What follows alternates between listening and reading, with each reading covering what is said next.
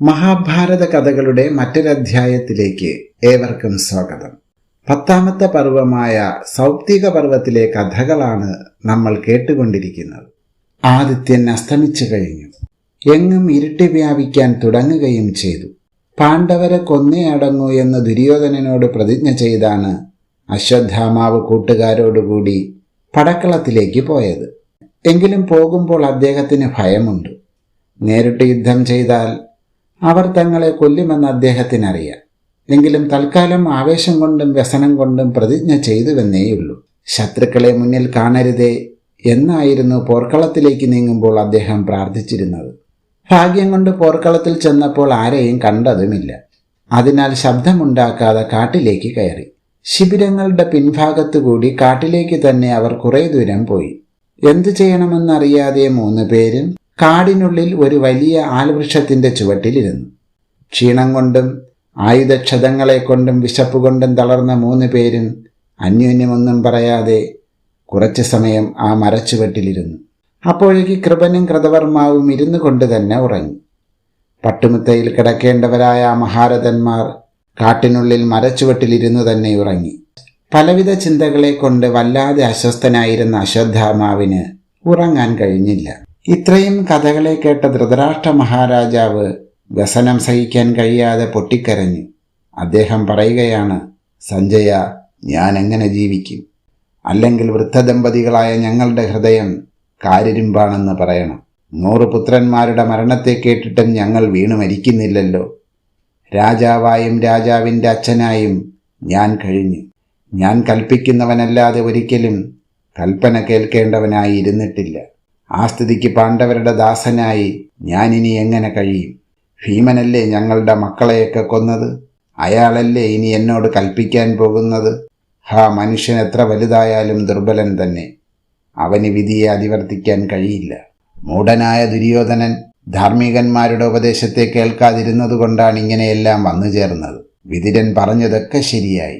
ഇരിക്കട്ടെ, പിന്നീട് നടന്നതും കൂടി പറയൂ.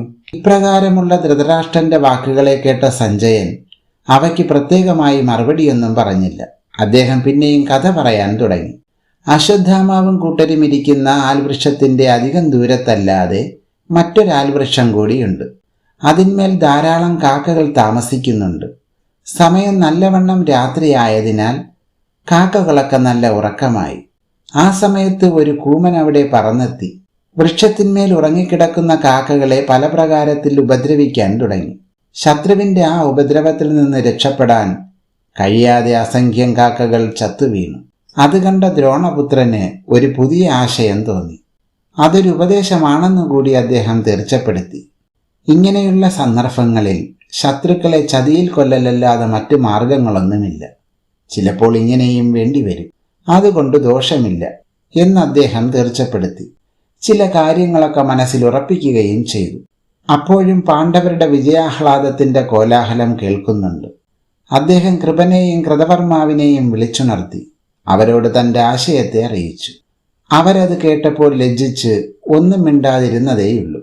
അങ്ങനെ കുറച്ചു സമയം കഴിഞ്ഞപ്പോൾ അശ്വത്ഥാമാവ് അസ്വസ്ഥനാണെന്നും അദ്ദേഹം എന്തെങ്കിലും സാഹസത്തിനൊരുങ്ങുമെന്നും എങ്ങനെയെങ്കിലും അധർമ്മത്തിൽ നിന്ന് നിവർത്തിപ്പിക്കണമെന്നും കരുതി കൃപാചാര്യൻ ഇങ്ങനെ പറഞ്ഞു. അനാദികാലം മുതൽക്ക് തന്നെ മനുഷ്യന് സിദ്ധിക്കാനുള്ള മാർഗങ്ങൾ 2ആണ്. ഒന്ന് പൗരുഷവും മറ്റേത് ദൈവവും. ഇവയിലേതെങ്കിലും ഒന്നിനെ മാത്രം ആശ്രയിക്കുന്നത് മൗഢ്യമാണ്. രണ്ടും കൂടി ചേരുമ്പോഴാണ് എളുപ്പത്തിൽ കാര്യസിദ്ധിയുണ്ടായി തീരുന്നത്. വേണ്ടത്ര വിവേകമില്ലാതെ ചിലർ ചിലപ്പോൾ ദൈവത്തെ തിരസ്കരിച്ച് പൗരുഷത്തെ മാത്രം മുൻനിർത്തി പ്രവർത്തിക്കാറുണ്ട്.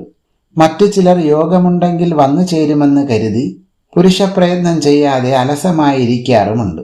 ഇങ്ങനെയുള്ള 2 കൂട്ടരും അവസാനം നിരാശപ്പെടലാണ് പതിവ്. വിവേകം കൊണ്ട് ദൈവത്തെ അറിഞ്ഞ് അതിനനുകൂലമായി പ്രവർത്തിക്കുമ്പോഴാണ് വേഗത്തിൽ കാര്യസിദ്ധിയുണ്ടാവുന്നത്. മഴ പെയ്യുക എന്നത് പുരുഷപ്രയത്നം കൊണ്ട് സംഭവിപ്പിക്കാൻ കഴിയാത്ത ഒന്നാണ്. അതിനാൽ അത് ദൈവമാണ്. എന്നാൽ വയലിൽ ഉഴുത് വിത്ത് വിതയ്ക്കുന്നത് പുരുഷപ്രയത്നവുമാണ്. ഇത് രണ്ടും കൂടിച്ചേരുമ്പോൾ ധാന്യം സുഭിക്ഷമായി ഉണ്ടാകുന്നു. എന്നാൽ മഴയെ ആശ്രയിക്കാതെ ചെയ്യുന്ന കൃഷി കൊണ്ടോ മഴ പെയ്തതുകൊണ്ട് മാത്രമോ ധാന്യമുണ്ടാകുന്നില്ല. എല്ലാ കാര്യവും അങ്ങനെയാണ്. ദൈവവും പുരുഷപ്രയത്നവും ഒത്തുചേർന്നാൽ കാര്യസിദ്ധിയുണ്ടാവും. ദൈവഗതിയെ അറിയുകയാണ് നല്ലത്. ദൈവഗതിയെ അറിയുക എന്നത് എല്ലാവർക്കും സാധിക്കുന്ന കാര്യവുമല്ല. ദൈവഗതിയെ അറിയാതെയും ആശ്രയിക്കാതെയും ചെയ്യുന്ന പ്രയത്നം മിക്കപ്പോഴും മഴയില്ലാത്തപ്പോൾ ചെയ്യുന്ന കൃഷി പോലെ വിഫലമായി തീരും.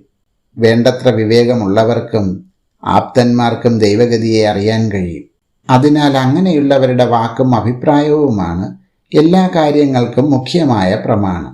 ആപ്തന്മാരുടെയും വിവേകികളുടെയും അഭിപ്രായങ്ങളെയും ഉപദേശങ്ങളെയും തിരസ്കരിച്ചു ദുര്യോധനൻ. അതാണ് അദ്ദേഹത്തിന് പരാജയമടയേണ്ടി വന്നത്. പാപിയായ ദുര്യോധനനെ ആശ്രയിച്ച് നിന്നതുകൊണ്ടാണ് നമുക്കും ഈ ദുഃഖം അനുഭവിക്കാനിട വന്നത്. ഇനിയെങ്കിലും നാം തെറ്റ് ചെയ്യാതെ ഇരിക്കണം. എങ്കിലേ സമാധാനം കിട്ടാൻ പോകുന്നുള്ളൂ. തെറ്റും ശരിയും തിരിച്ചറിയണമെങ്കിൽ വേണ്ടത്ര വിവേകമുണ്ടാവണം. നമ്മുടെ വിവേകം ഇപ്പോൾ പലവിധ ചിന്തകളെ കൊണ്ട് കലങ്ങി മറിഞ്ഞിരിക്കുകയാണ്.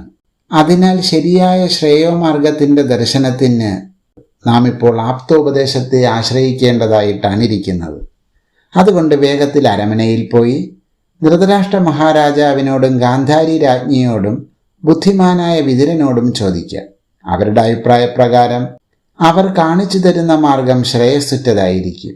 അതായിരിക്കും നല്ലതെന്നാണ് എൻ്റെ അഭിപ്രായം എന്നിങ്ങനെ പറഞ്ഞ തൻ്റെ അമ്മാവനായ കൃപാചാര്യൻ്റെ അഭിപ്രായത്തെ മുഴുവൻ കേട്ടു അശ്വത്ഥാമാവ്. അദ്ദേഹത്തിന് ഒട്ടും തന്നെ തൃപ്തിയായില്ല. അതിനാൽ അശ്വത്ഥാമാവ് പിന്നെയും ഇങ്ങനെ പറഞ്ഞു. വിവേകമെന്നും ആപ്തവാക്യമെന്നുമൊക്കെ പറയുന്നത് ബുദ്ധിയെ ആശ്രയിച്ചാണ്. ബുദ്ധി എല്ലാവർക്കും ഉണ്ട് താനും. പിന്നെ ഒരാളുടെ അഭിപ്രായം മറ്റൊരാളെ അപേക്ഷിച്ച് ശരിയായി കൊള്ളണമെന്നില്ല. കൂടാതെ അനുഭവങ്ങളാണ് അഭിപ്രായങ്ങളെ രൂപപ്പെടുത്തുന്നത്. അനുഭവമില്ലാത്തവരുടെ അഭിപ്രായം മിക്കപ്പോഴും ദുർബലമായിരിക്കുകയും ചെയ്യും. ബുദ്ധിമാനും പണ്ഡിതനുമാണെങ്കിൽ കൂടി അനുഭവമില്ലാത്തവൻ്റെ അഭിപ്രായം വിലയുള്ളതാവാൻ വയ്യ. നമ്മുടെ ഇപ്പോഴത്തെ അനുഭവം ധൃതരാഷ്ട്രനോ ഗാന്ധാരിക്കോ വിതുരനോ ഇല്ല. അതിനാൽ ഈ വിഷയത്തിൽ അവരുടേതിനേക്കാൾ പ്രബലമായിട്ടിരിക്കുന്നത് നമ്മുടെ അഭിപ്രായം തന്നെയാണ്. അവരുടെ ഇപ്പോഴത്തെ അനുഭവം മറ്റൊന്നായിരിക്കും. അതിൻ്റെ അടിസ്ഥാനത്തിലായിരിക്കും അവർ അഭിപ്രായത്തെ രൂപീകരിക്കുന്നത്. അതും നമ്മുടെ അനുഭവവും തമ്മിൽ പൊരുത്തമുള്ളതായി കൊള്ളണമെന്നില്ല. ആ സ്ഥിതിക്ക് അവരുടെ അഭിപ്രായം നമുക്ക് പറ്റിയതായി കൊള്ളണമെന്നില്ല. നമ്മുടെ തൽക്കാലത്തെ അനുഭവം നമുക്ക് മാത്രമുള്ളതാണ്. അതിൻ്റെ പ്രതിവിധിക്ക് തക്കൊരഭിപ്രായം രൂപീകരിക്കാനുള്ള ഉത്തമാധികാരം നമുക്ക് മാത്രമാണുള്ളത്. അതിനാൽ അരമനയിലേക്കൊന്നും പോവേണ്ടതില്ല. ഞാൻ പറഞ്ഞതുപോലെ പ്രവർത്തിക്കലായിരിക്കും ശ്രേയസ്കരം. ഈ കഥാഭാഗങ്ങൾ ഇവിടെ പൂർത്തിയാകുന്നു. ബാക്കി കഥകൾ അടുത്ത ഭാഗത്തിൽ കേൾക്കാം. നന്ദി.